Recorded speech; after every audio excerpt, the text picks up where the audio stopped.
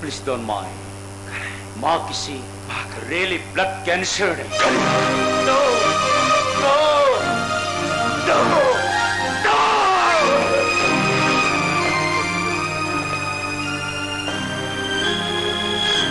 Baduy tukwero ya Pinas. Ay hindi ka planan na bintang ng iyang sinabit sa atoy mo. Mamahalit na mamansahat talaga na. Ay hindi sana iyang tuwag lang ang mamahal ng mamatang na. Kanino inakong ka na humansi? Ay inakong pahay doon na pahay na rin. Ay hindi ka langit taway. No, Ramesh, no, please.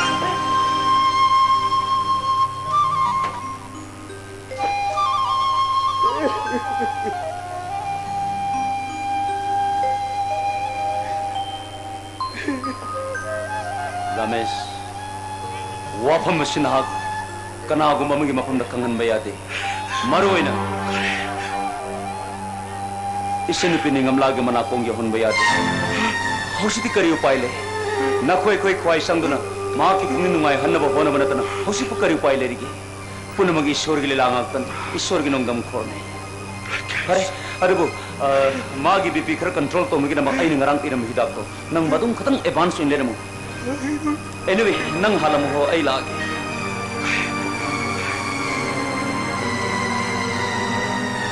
Ramesh, wait please.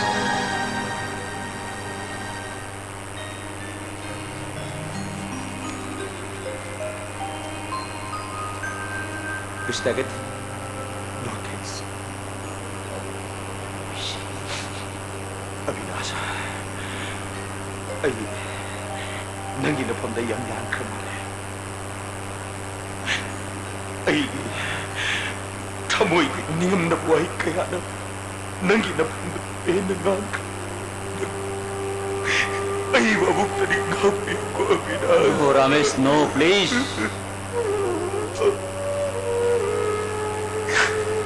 Abinasa, ngasi na gini.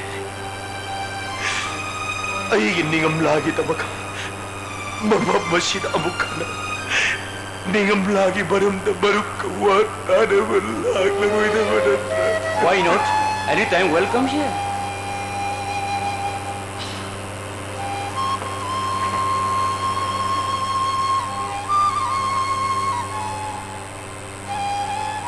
Ramesh, Ramesh.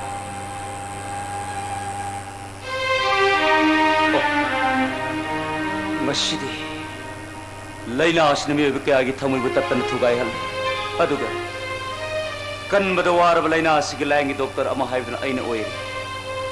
Karamba matam na laina asibu. Miyo samas lattagi maru phang na mutapangam gaba. Yes. Masigi beksil ama puthok ngam na bigidamag aigi punsi ngasidigi hauna lep leitana khong thangjin ba hauragani.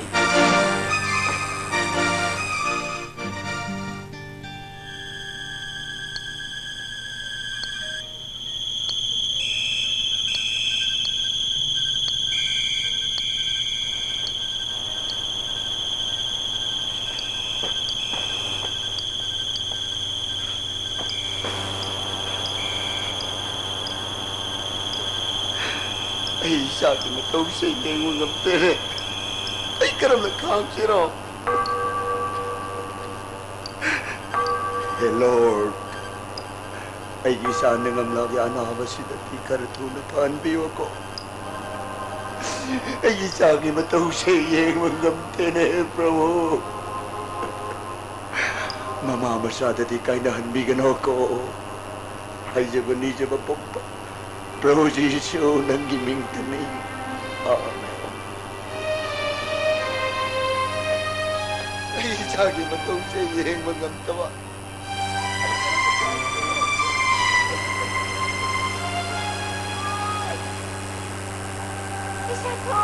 Ikaw! Bakit ikaw?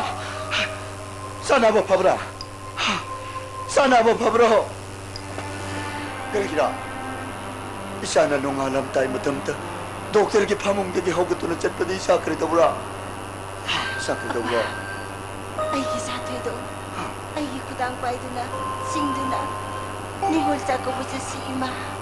Ningol Chakkouba ꯆꯠꯁꯦ ꯍꯥꯏꯔꯝꯃꯦ ꯃꯥ ꯀꯗꯥꯏꯗ ꯂꯩꯕ꯭ꯔꯥ ꯃꯥꯁꯤꯒꯤ ꯐꯨꯔꯤꯠꯁꯦ ꯂꯣꯟꯕ ꯂꯣꯏꯔꯒ ꯂꯤꯠꯂꯒ ꯆꯠꯀꯗꯧꯕꯅꯦ ꯃꯥ ꯀꯗꯥꯏꯗ ꯂꯩ ꯇꯝꯅ ꯆꯠꯂꯣꯅꯦ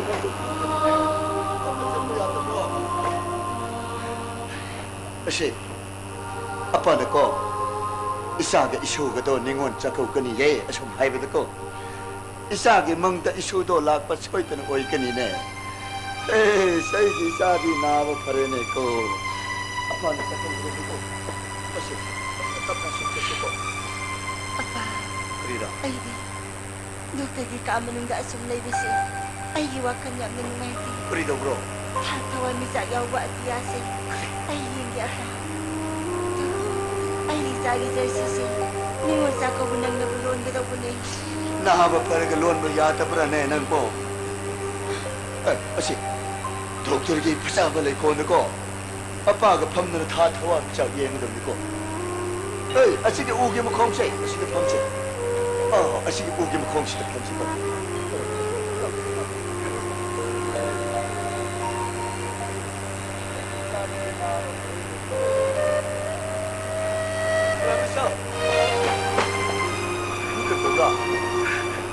너 그러더라. doktorna kini haybra. Ay hisabu na ba pagani haybra. Masiyati pain ko.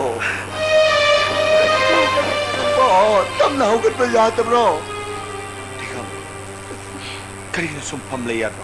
Kari hugat lay na. Ha. Nang katay di sa lubo na. Nang kita magta doktor unaro ba nita? Ay nanghi hida makak lay ba kaore. Ay pharmacist ng tularo kiki nang babagan ni rumko ko. Ay am tu. Ay am tu. Ramso, nang hita lay ba sa pajati. Apa na sa kida ba ni ne? Ay asi nang isa mo siya na doon layo ko. Asi doktor ni iba siya do apa tapiyo. Kuday na. Nang isa mo thado ko ko. Apa sa pidi. Masa pidi ko. doktor ni ibis ko. Asige number say asi kaza lagi to bro. Asige number say oi pa. Apa lebi. Baba. Paisa bro. Nang paisa ki namak kari khan bro. Apa lebi sidi. Ramesha. Nang ai ki sabu na to bushi ubada ko. Apa ini mabuk si pen penina? Nang isa mo luna tawa ko. Apa hidak lay pikir?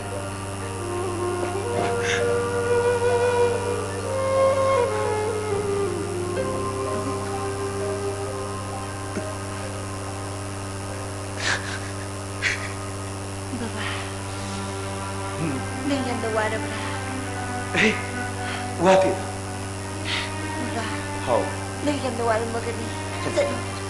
Nang lumupot haro do. Nang ay ko na bada. Ay tumdabiyam na kuiri. Nang suidan lara aganihi.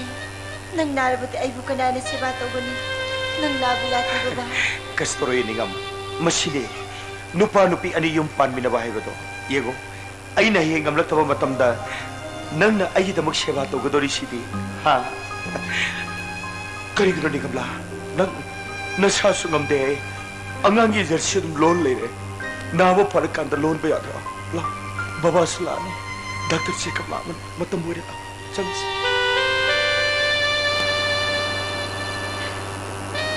Baba nasidi atiyase kaya da sing kabno nasisi kaya ni pan mo thasi ga do kaya wali baba dikha siga da badabi hubit na kayo.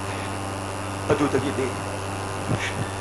Hiyangay ninipan ba tabi Nihol sa kauba. Nihol sa kauba? Ay gisa ato'y doon. Mamaay na nihol sa kauba.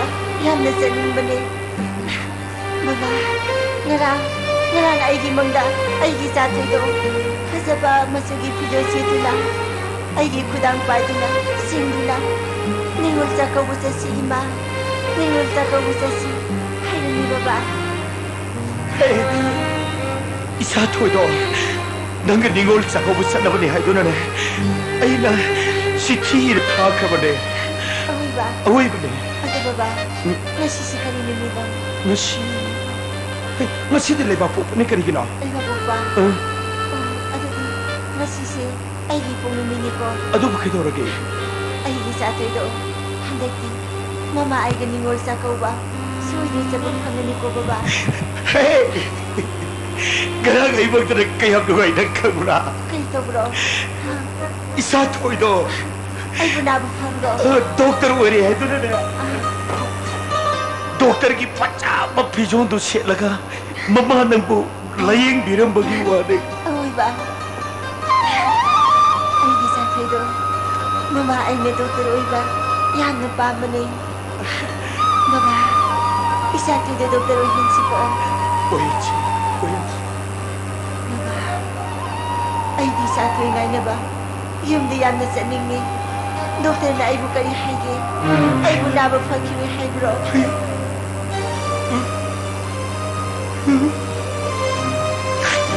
Digam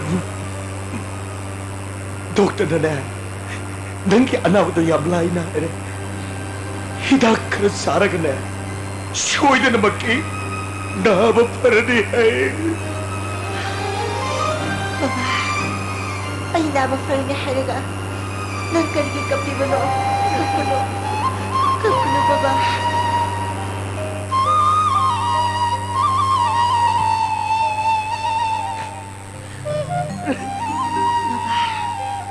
ai na ba farni hariga nan kargi kapi bano kapuno baba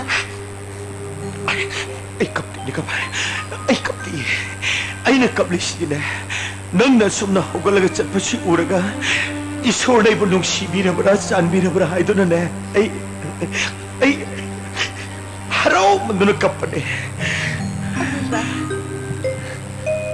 nungsida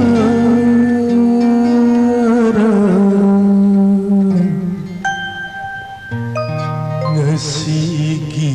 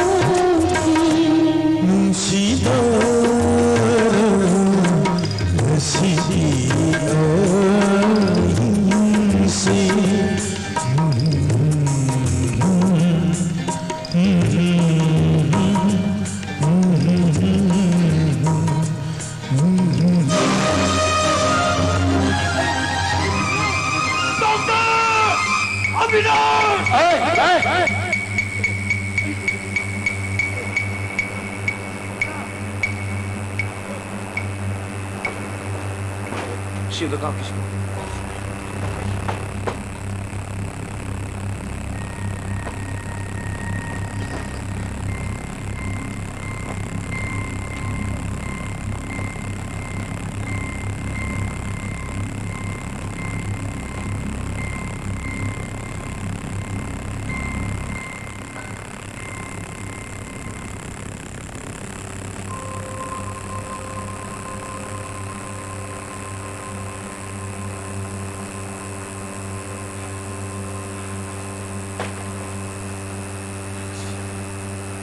Ramesh, I'm sorry.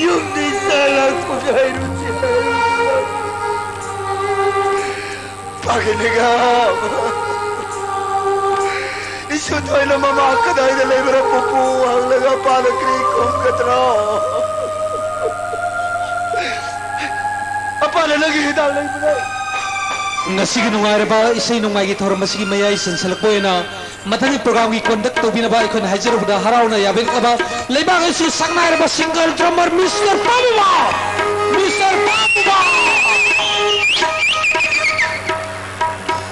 Thank you आई साइबते video के साथ फमजदरा याम कन्न drum ये जब दुई सामने housing miss तु सिबिनी सही सामने के मतमदा म्यूजिक कंप्या थोचरा पगी दवा तमिया ने खुबा खुबी ने निक्सिंग करी खुबा खुबी Thank you very much. Hausik, I ne miyang kita betul lokal cari kalakar. Next, I pick up kalakar.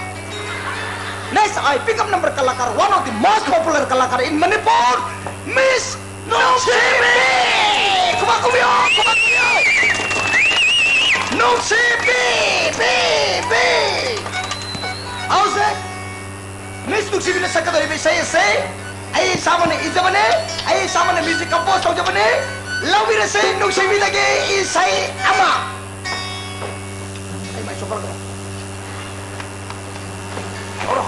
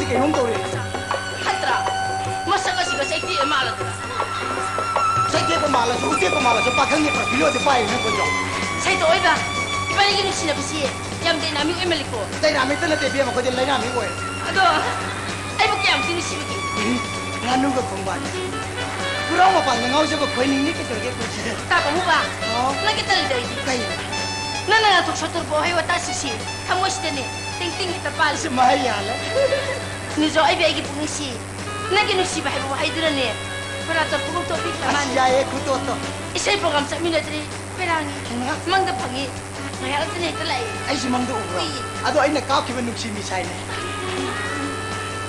sai la kan ba wai gi ekya thawna leina kom pak thagal bina sanku kaya ku no phige khambiri bano hujik si ala sira namu ngamadro why not kai ngamde ki nupa no ado ayeng name jo kan dai bu lunga thambi gadro nakut ta ma pijen aseng ba ha ma tala samasa ta hoi dai masih di fakta aku diam tay hai ni pa bani ko nupa tang la bazuk sida bu nupa sila ku kana pati apa ban nupa ko jam tang sala sini pamu ko la one nuksi di ko la basu sek la oi tung min na se awang bo panda angang gi nauri ne yo roi da ba sala basu leirang oi shamin na se na ton sa bi do ke no mui maram de mi ne heming be sei sei hoi tu me pasu mai lung po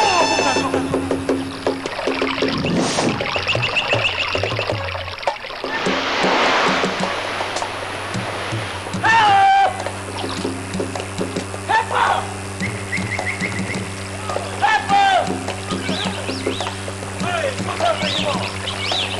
너무 길어. Hello, Tilawa. No, Tilaye. 이비딩아 해태라.